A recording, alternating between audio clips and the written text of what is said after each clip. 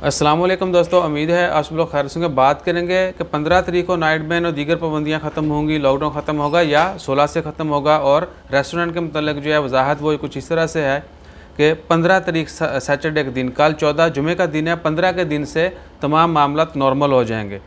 और पहले क्या ऐलान किया गया था कि 15 तक सब कुछ जो है पाबंदियाँ रहेंगी, लॉकडाउन, नाइट बैन और दीगर पाबंदियाँ रहेंगी। लेकिन अब जो है ऐलान कर दिया गया स्क्रीनिंग कमेटी की जाने से, पहले भी 2-3 खबरों में शेयर किया जा चुका है। 15 तारीख हफ्ते के दिन से दिन के वक्त तमाम मामला जो है नॉर्मल हो जाएंगे। रात का नाइट बैन जो है वो भी ख़त्म हो जाएगा। सिर्फ क्या होगा कि स्टोर्स जितने भी हैं, शॉप्स हैं, मार्केट्स हैं, वहाँ पर रात को 8 से लेकर सुबह 4 बजे तक कस्टमर्स की जो है वो एंट्री बंद होगी। बाकी वो अपने मामला जैसे भी पहले सरंजाम दे रहे थे वो करते रहेंगे।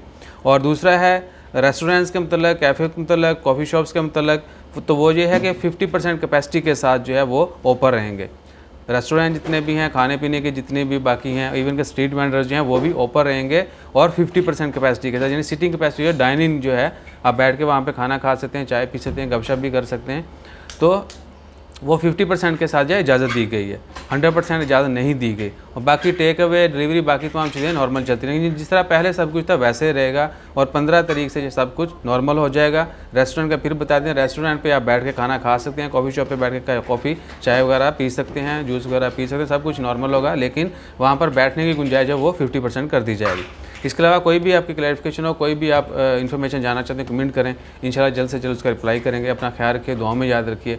और आज रात जो है 9 बजे के करीब लाइव आएंगे इंशाल्लाह, तो थोड़ी गपशप होगी। बताइएगा अगर आप चाहते हैं कि हम लाइव आएँ और सवाल जो आपका सेशन हो तो फिर वह स्केजूल कंफर्म करते हैं। अपना ख्याल रखिए, दुआ में याद रखिए। जज़ाकल्लाह, अल्लाह हाफ़िज़।